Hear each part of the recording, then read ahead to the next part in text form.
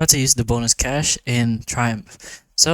According to Triumph's term of use, bonus cash is promotional currency you receive through events or referral offers. It does behave differently from your real cash balance, so it can't be withdrawn or transferred out of the app, and any unused bonus cash is forfeited if you attempt a withdrawal.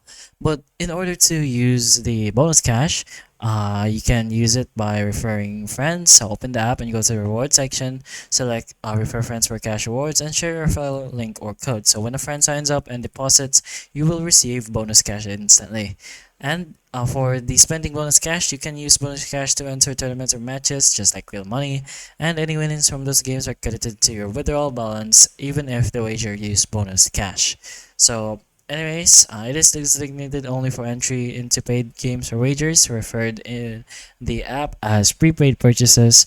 But hopefully the information of this video can help you, and if it can, please like and subscribe for more videos like this, and that's all.